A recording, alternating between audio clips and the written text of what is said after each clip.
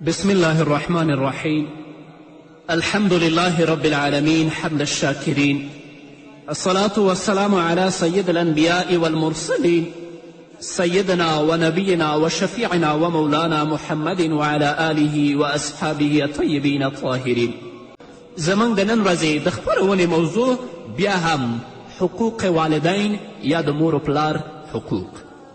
د رسول اکرم صلی الله علیه وسلم دریم نصیحت دا و چې حضرت معاذ بن جبل رضی الله تعالی عنه ته وفرمیل چې فرض مونځ هیڅکله مه پرېږده. بیا یې د لا زیاتي تنبیه ورکولو لپاره وفرمیل څوک چې قصدا فرض مونځ پرېږدي له هغه نه د الله تعالی ذمه بری کیږي، یعنې د الله تعالی ذمه نه پاتې کیږي چې په دنیا او آخرت کې د ده کومک وکړي او دی په امن و امان کې وساتي.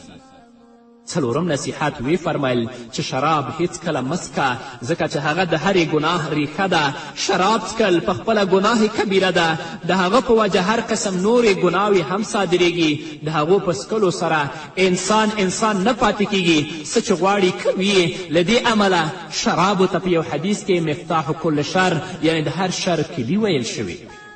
همدارنګه شراب د رسول اکرم صلی الله علیه وسلم په ویناوو کې د ام الخبائث په نامه هم یاد شوي، یعنې د هر بد قول او فعل مور. کم کسان چې شراب څکي د هغوی د حالاتو پیژندونکي پوهیږي چې دا ټولې خبرې صحیح دي. د شرابو څکلو یو څو وعیدونه ما تاسو ته په مخکینیو خپرونو کې په پوره تفصیل سره بیان کړي دي. د رسول الله صلی الله علیه وسلم پنځم نصیحت حضرت معاذ رضی الله تعالی عنه ته دا و چې ته ګناه مه کوه، ځکه هغه څوک چې ګناه کوي د هغه نه الله رب العزت ناراضه کیږي او د ګناه په وسیله باندې په ګنهګار باندې د الله رب العزت غضب نازلیږي. د رسول اکرم صلی الله علیه وسلم شپږم نصیحت حضرت معاذ ته دا و چې د جهاد له میدان څخه تیښته مه کوه، اگر که ستاسو سره په جهاد کې برخه اخیستونکي او ستاسو ملګري ټول ووژل شي. د جهاد له میدان نه تښتېدل لویه ګناه ده. الله تعالی دې له دې نه هر مسلمان وساتي. نن سبا مسلمانانو شرعي جهاد پریښی دی چې د هغه له برکتونو څخه محروم دي او په دې مصیبتونو او ذلت کې ژوند کوي. رسول الله صلی الله علیه وسلم اوم نصیحت دا و کله چې په یو ځای کې د طاعون یا بل داسې مرض په وجه د خلکو مړه کېدل شروع شي او ته هلته موجود یې، نو له هغه ځایه مه ځه، بلکې هلته په صبر کولو سره ثابت قدم اوسه. په یو حدیث کې رسول الله فرمایي چې کله تاسو ته خبر ورسیږي چې په فلاني ځمکه کې طاعون دی، نو هلته مه ځئ، او کله چې تاسو په یوه ځمکه کې له مخکې موجود یئ او هلته طاعون پیل شي، نو له هغه ځایه د تیښتې کولو په نیت موزئ. د رسول اکرم صلی الله علیه وسلم دا وینا په ډیرو حکمتونو باندې بنا ده چې د هغه حکمتونه محدثینو کرامو ډیر په تفصیل سره بیان کړي دي.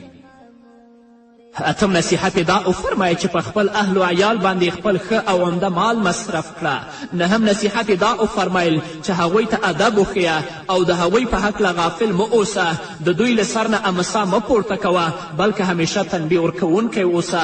لسم رسول الله دا وفرمیل چې اهل و عیال د الله تعالی د احکامو په هکله وویروه. دا درې نصیحتونه د اهل و عیال د پالنې او د هغوی له دیني روزنې سره تړاو لري. مطلب دا دی چې پر اهل و عیال باندې په خرج کولو کې بخل مه کوه، په هغوی باندې خپله عمده مال مصرفوه، هغوی د الله تعالی له رحمتونو څخه مه محروموه تر څو د نورو طرف ته د هغوی نظر لا نشي. لیکن له دې دنیوي پالنې او ورکړې سره سره د هغوی د دین په اړه هم فکر وکړه، یعنې هغوی ته ادب ورزده کړه او دا وروښیه چې د الله تعالی څه احکام دي چې هغه په ځای کړي او له مخلوق سره په سمه طریقه څنګه زندگی تیره کړي.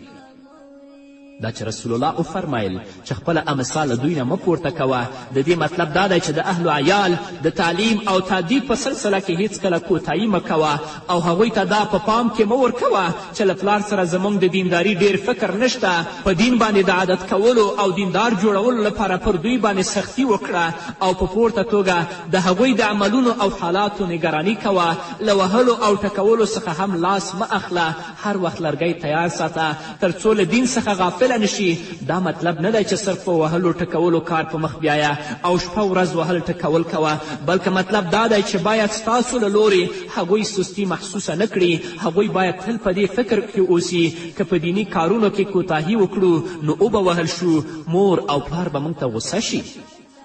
له دې سره سره باید حکمت او نصیحت له پامه ونه غورځوئ. د دنیا په فانیتوب او د آخرت په باقیتوب یې پوه کړئ او دا ور وښیئ چې الله تعالی خالق او مالک دی. د هغه پیژندنه ضروري ده. د هغه په اطاعت او فرمانبرداري سره د دنیا او آخرت کامیابي ترلاسه کیدی شي. هغه رحیم او کریم دی او شدید العقاب هم دی. هغه ته امید لرئ او د هغه نه هم وویریږئ او د الله تعالی د نیونې احساس هم ورکړئ. کله چې په دې طریقه د ماشومانو تعلیم او تربیه وشي نو انشاء الله هغوی به دیندار جوړ شي او د الله فرمانبردار به جوړ شي. د رسول الله سیرت به په زړه او سترګو خوښ کړي او د هغوی په ارشاداتو به عمل وکړي او د مور و پلار به هم خدمت کوونکي او اطاعت کوونکي وګرځي. تجربه شاهده ده چې له مور و پلار سره د غفلت چلند کوونکی چې کله د دیندارو صحبت ته راځي او د آخرت د فکر په اړه سبق زده کوي نو د مور و پلار د حقوقو طرف ته هم متوجه کیږي. نن سبا د خلکو دا طریقه ده چې د اولاد دیندار جوړول عیب ګڼي. د پیدایښت له ورځې د هغوی لپاره د کافرانو وضع او کافرانو لباس او د کافرانو خوی او طریقه خوښوي. د قرآن او حدیث او اسلام احکامو او آدابو زده کولو په ځای نور شیان ورباندې لولي او له دیندارانو څخه لرې ساتي هسې نه چې ملایان جوړ شي. کله چې له دین او اهل دین څخه لرې وساتل شي نو د فهم او شعور عمر ته په رسېدو سره نه الله پیژني او نه رسول الله پیژني او نه د مور پلار کوم حیثیت ورته معلوم وي. د دې پیشن پرستو په وړاندې د مور پلار حیثیت د کور تر بوډانو کرانو هم کم وي. په دې کې ډېر لوی قصور د مور پلار دی چې دوی اولاد د فسق او فجور په لارو واچول او له اسلام څخه جاهل پرېښودل. اوس که اولاد بد چلند کوي نو شکایت ولې کوئ؟ خودکرده را علاج نیست. مور و پلار مړ کیږي نو زوی صاحب له ملګرو سره په خندا خندا د لمانځه او ښه کېدو په مراسمو کې حاضریږي خو د جنازې لمونځ نه کوي. د کلي امام لمونځ ادا کوي او زوی صاحب تنګ پتلون اغوستی ولاړ دی او که په لمانځه کې شریک هم شي په دې نه پوهیږي چې کومه دعا ووایي. په دې کې خو د اولاد قصور هم دی چې له بالغ کېدو وروسته یې هم د شریعت له احکامو څخه د خبرېدو هڅه ونه کړه. خو له دې سره سره مړ شوی هم مجرم دی چې د دې پلار دی چې جنازه یې مخامخ ایښې ده ځکه چې دی د کور مشر و. د اولاد ته دنیاداري ور زده کړه، د کافرانو خوی او طریقې ور زده کړې، لیکن د اسلامي احکامو له زده کولو څخه یې محروم وساته. کم اولاد چې له دیني غوښتنو څخه بې برخې وي، د مور و پلار له حقوقو څخه هم ناخبر وي، هغه نه په ژوند کې د مور و پلار احترام کوي او نه له مرګ څخه وروسته د هغوی لپاره بښنه غواړي، نه د هغوی په نامه صدقه ورکوي، نه د هغوی لپاره دعا کوي. کم مور و پلار چې خپل اولاد له دین او آخرت نه ناخبره وساتل، هغوی ته نه په دنیا کې له اولاد نه د څه شي امید ساتل پکار دي او نه له مرګ نه وروسته د دعا او صدقې انتظار کول پکار دي. چاته چې د دعا او صدقې او استغفار اهمیت او ضرورت بالکل نه دی ورښودل شوی، هغه به څنګه صدقه ورکړي او څنګه به د خپل مور و پلار ته دعا وکړي. نو قدرمنو اوریدونکو، په ځانګړې توګه میندو او پلرونو راشئ د خپل اولاد ته د الله دین ور وښیئ، د الله دین نه خپل اولاد خبر کړئ او د الله پیغام او د رسول الله صلی الله علیه وسلم پیغام هغوی ته واوروئ، تر څو چې په ژوند کې ستاسو په احترام او په قدر باندې پوه شي او ستاسو د مرګ نه وروسته هغوی تاسو ته دعاګانې وکړي. او که تاسو خپل اولاد ته متوجه نشوئ، هغه هم د الله د دین او د رسول الله صلی الله علیه وسلم د دین نه خبر نه کړل، بلکې تاسو هم په غفلت کې ژوند وکړه، هغوی هم خپل ژوند په غفلت کې تیر کړه، نو نه به په ژوند کې ستاسو په حیثیت او په احترام کې پوه شي او نه ستاسو د مرګ نه وروسته چې تاسې مړه شئ هغه په څه باندې نه پوهیږي چې صدقه څه ته وایي، استغفار څه ته وایي او دعا څه ته وایي. او تا مور و پلار ته به د دې اولاد په بد عمل سره الله په قبر کې جزا درکوي. او که دې ښایسته اولاد وروزه، د دې په نیک عملونو سره به الله په قبر کې ستا درجات پورته کوي.